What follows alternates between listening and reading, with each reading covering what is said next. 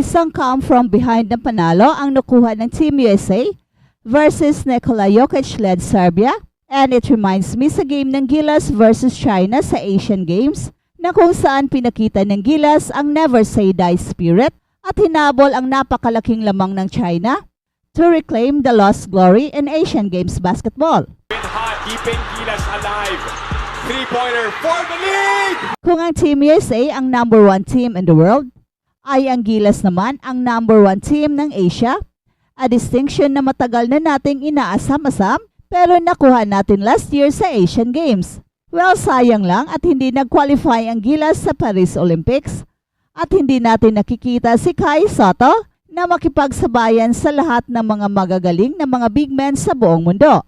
Pero meron akong nakausap na sinasabi niyang si Kai Sotto raw ang best big man ngayon na hindi nakapaglaro sa Olympics. Well, at first ay nagulat tayo sa kanyang narratives, pero nang tiningnan natin ang lineup ng lahat ng mga teams na naglalaro sa Paris, ay posible talagang si Kai Sotto ang best, maybe except kay Kristaps Porzingis. Pero dapat rin nating isipin na hindi pa sigurado na mas magiling pa si Kristaps kay Kai Sotto dahil against Latvia, ay basic lang sa ating idol na si Kai ang pagdomina against NBA players. Pero for sure, magandang matchup si Kai Sotto kay Kristaps Porzingis. Pero sa pinakita ni Kai against Latvia, ay pwedeng ido-dominate pa rin ni Kai si KP at least in an international game. Well, kung ang NBA ang usapan, ay hands down napakalayo ng agwat ni Kai Sotto at Kristaps Porzingis sa ngayon. Yes, sa ngayon yan. Pero who knows, when Kai Sotto gets heavier and bulkier, ay baka kahit sina Nikola Jokic at Joel Embiid, ay baka ma-knockout pa niya sa kanyang bagong lakas. Kita naman ngayon sa mga workout ni Kai na nag-level up na ito at mukhang pabigat na ngayon ang kanyang mga binubuhat na bakal. Mukhang sasali ata si Kai Sotto sa weightlifting competition sa susunod na Olympics. Well, kung meron mang ginagawang tama si Kai in the recent months, ay ito ang kanyang pagpapalaki ng kanyang katawan. Sa sports ngayon, ay kasama na talaga ang pagbubuhat ng bakal to ensure na magiging successful. Mapa-gymnastics man, weightlifting at basketball ay kailangan talaga ng tip-top condition para makakuha ng panalo sa highest level competition.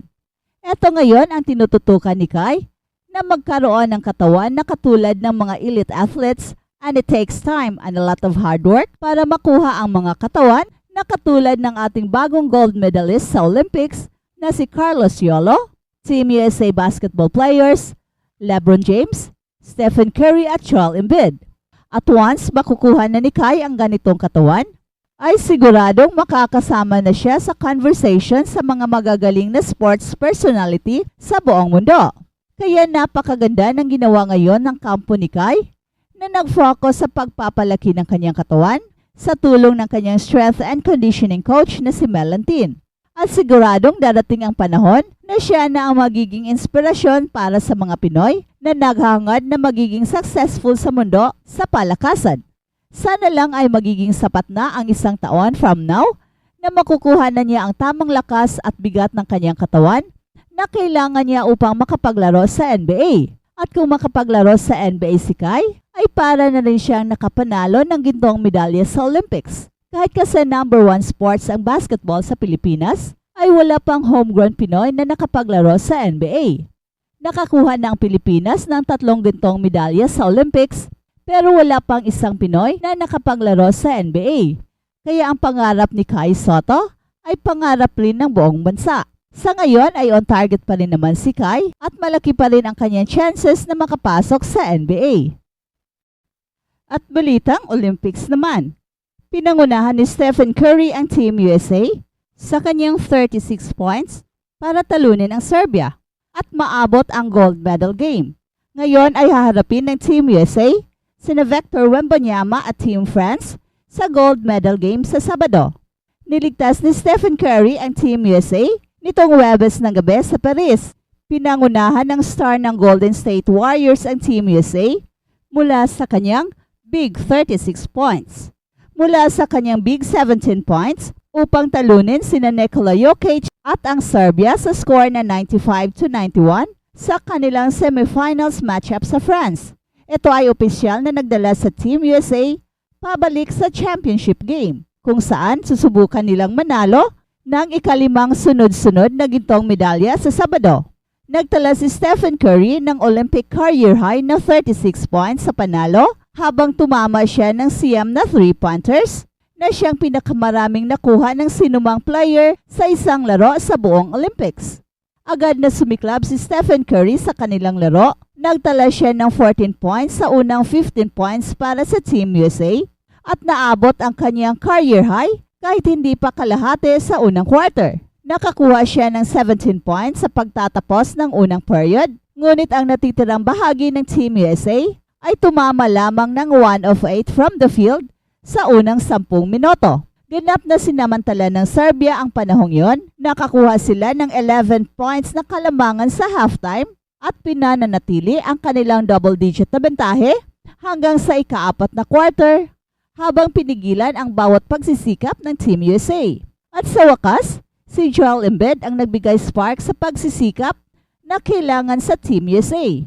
Nagbigay siya ng mabilis na 7-0 run bago ang isang block shot na nagbigay daan sa isang drive mula kay LeBron James na sa wakas ay nagbigay ng pantay na score. Matapos nito, tumama si Stephen Curry ng isang malaking three-pointer, ang kanyang ika-9 sa gabi.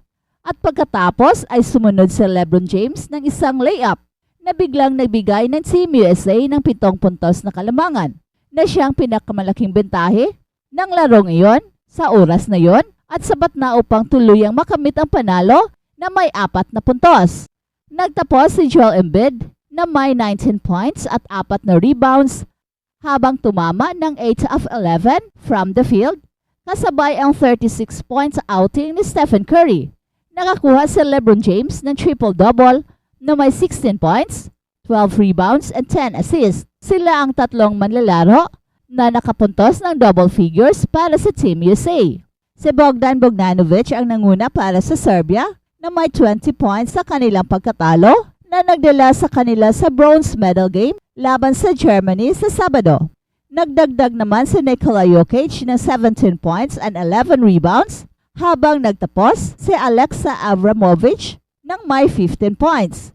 Pinigil ng France ang Germany sa score na 73-69 sa isa pang semifinal game para makakuha ng pwesto sa gold medal game. Nagdala si Georgian Yabusele ng 17 points para pangunahan ang France at si Victor Wembanyama ng San Antonio Spurs ay may 11 points and 7 rebounds na nagdala sa kanila pabalik sa gold medal game sa ikalawang sunod-sunod na Olympics. Nagtapos si Stephen Curry na may 36 points habang tumama ng 9 of 14 beyond the arc sa kanilang panalo laban ng Serbia sa parehong Olympic career highs para sa bituin ng Golden State Warriors at nagdagdag din siya ng 8 rebounds and 2 assists.